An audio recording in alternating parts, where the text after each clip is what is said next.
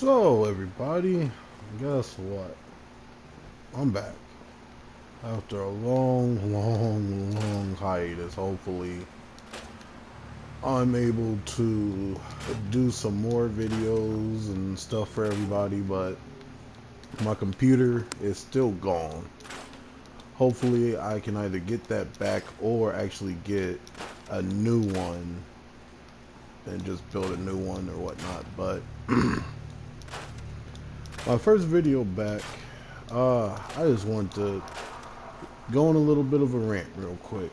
I'm playing Fallout 4.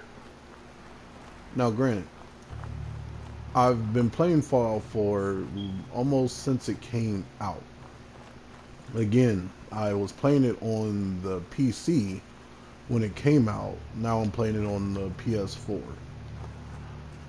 And I must say, it is way different than the PC version. And, like, I don't know exactly how to say this nicely, so I'm gonna just go on and say it.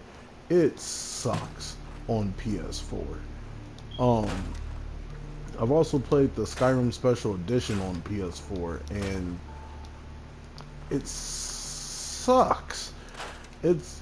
I don't know what the hell Sony or what the hell Sony's issue is. But when it comes to the mod restrictions that they put on here, it's just horrible. It's like I don't know how to explain it, but it was just a horrible idea, and I really wish they hadn't have done it. It's just, I mean, there's so many good mods out there that a lot of people who own a PS4 will never get to experience. All because I'm pretty sure it's all because they're still butthurt and scared that someone's gonna hack their system. Like, I, are you that scared that someone's gonna hack the system? Put in better security. You already make it so you have to literally pay for PlayStation Plus now. That was supposed to be we're doing this so we can better our security. Well, if you're doing that to better the security, then don't put in dumbass mod restrictions that keep people from truly enjoying their experience with the game and with your system. You put in all these different restrictions to keep people from manipulating the system. It's like, honestly, I'm sorry, but I'm one of those people who firmly believes that if I pay for something, I have the rights to it. I own it. Now, does that mean that I can make it, and go out and sell it? No. But it does mean that if I pay for something, I should be able to, like, this PlayStation 4. I paid for it. I should be able to take this PlayStation 4, go out and sell it, to somebody else. Does that mean that I should be able to duplicate this PlayStation 4 and then sell duplicates of it? No. If I decide that I want to take crayons to my PlayStation 4 and draw all over the top of it, I should be able to do that. It's just different things. It's like, you already put the mod warning on there. Mods, if you put in a lot of mods not knowing what you're doing, you can break your game. Cool. Well, then let people break their goddamn games. It's their choice to break their games. If they want to be idiots and put in a whole bunch of mods not knowing what they're doing, then that's on them. I'm sorry. I have no remorse for you on that. I'll feel bad that you can't play your game anymore, but you should have made sure, you installed or not really installed it right, but you made sure what you were modding or what mod you were adding to your game. I research almost every mod that I add to my games. Every mod. And there's been times on PC where I've modded the crap out of Skyrim and couldn't get it to work. There was one time where for almost a whole month back when I had my PC, I couldn't get Skyrim to even come on. No matter what I did, even going all the way back and deleting every mod that I had, I could not get Skyrim to load up. Eventually, I had to end up deleting and re-downloading the whole game. And I think actually I did that and it still wouldn't work. I had to like go into the system and delete a whole bunch of files and crap to get Skyrim to work. But that was on me. You know, ever since then, I've made sure to be very vigilant and pay attention to what I download and when I download it. You know, if something's in alpha, I might not download that mod, you know, just because it could break your game. Now that I've gotten that out of my system, because this rant has been on my mind for a very, very long time, I'm going to now go at Bethesda, because they've pissed me off when it comes to Fallout 4 in particular, and Skyrim in particular.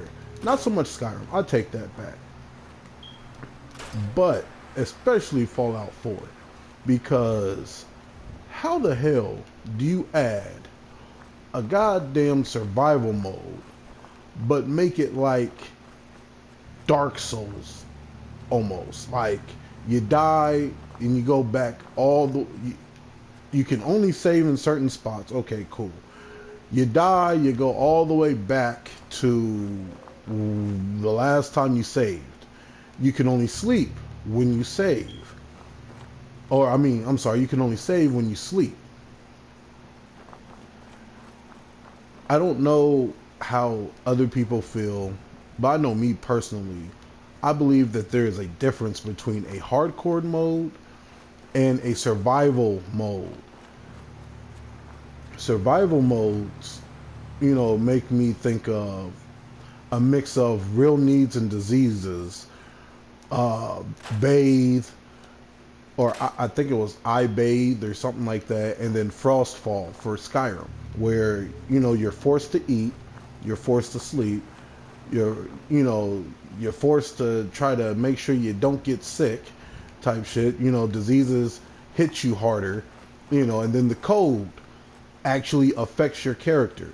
You know, not sleeping affects your character in the long run.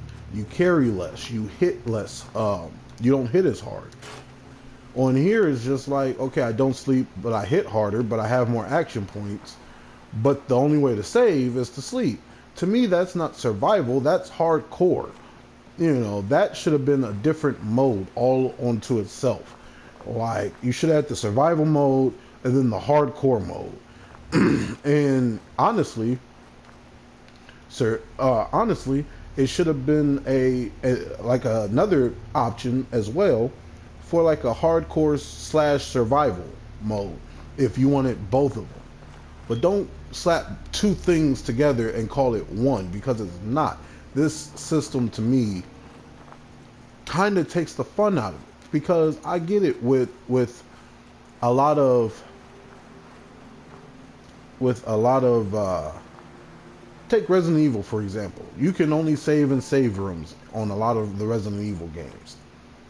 Cool, that's fine, but most times you're not traveling clear across a map, you know, to get to a spot and then dying and then having to go all the way back, which is probably 2-3 hours of work that you have put in now is being, you know, retracted. And it's like all that work is now down the drain, and it kind of deters people from exploring. You know, I see buildings and it's like, I would like to really go in there, but if I go in there, there is a chance that I am going to die. And if I die, when's the last time I saved? Oh, like 2 hours ago. To me, that's stupid. Like, not so much stupid, because I'm pretty sure there's people out there who really enjoy that kind of, you know, micromanagement or whatnot. You know, like that anxiety that if I die, I am going to I am going so far back, it's ridiculous. Because it's happened to me multiple times where I couldn't tell you how many times I walked from Red Rocket and would get halfway to Diamond City and then die, and then have to come all the way back to Red Rocket and then do it all over again. It had to be about 5, 6 times, which is cool for people who like Dark Souls. But if I wanted to play Dark Souls, I would be playing Dark Souls. That is the issue. I'm kind of getting tired of these games that come out and they want to be Dark Souls so flipping bad that they start, putting elements of Dark Souls into their games, and it's like, why?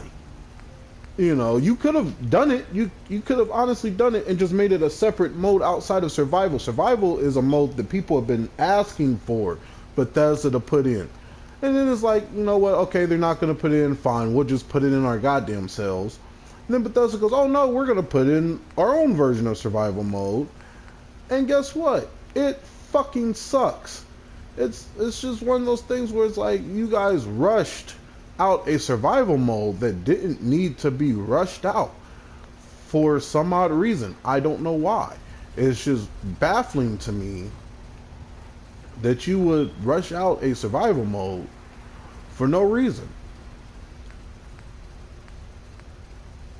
and then make it like this. And it's like, you basically, there, if you take out the whole saving when you sleep thing, the survival mode is still kind of garbage because of the fact that, and honestly, to tell you the truth, I didn't feel like this until I played their survival mode. But then they took out the skills in Fallout, like the standalone skills like shooting, like guns, heavy guns, stuff like that, and all you left us with was perks. Outside of a survival mode, yeah, it doesn't bother me that much outside of survival mode because the perks pretty much do almost the same thing. Not to the extent, because perks were supposed to be this whole, boost thing.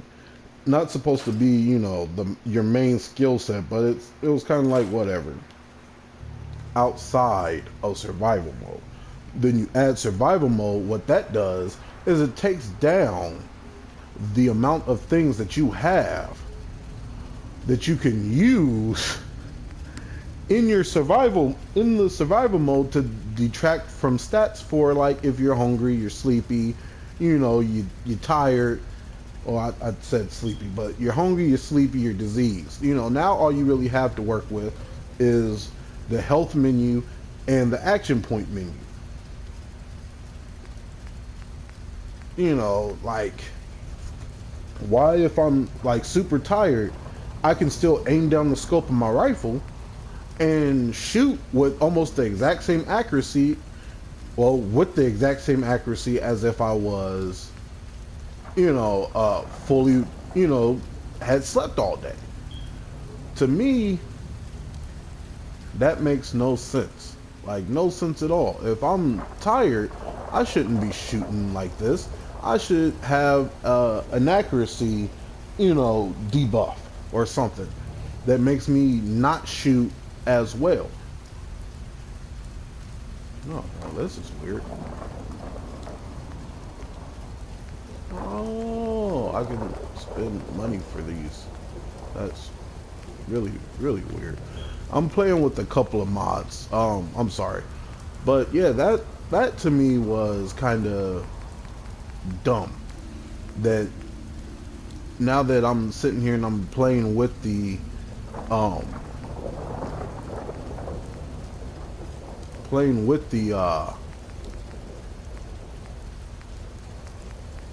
survival mode for the first time, it's like there's not enough stats to have done what they did. You know what I mean? It's one of those where they should have left the stats in the game, or at least brung them back if they were going to do survival mode. That way,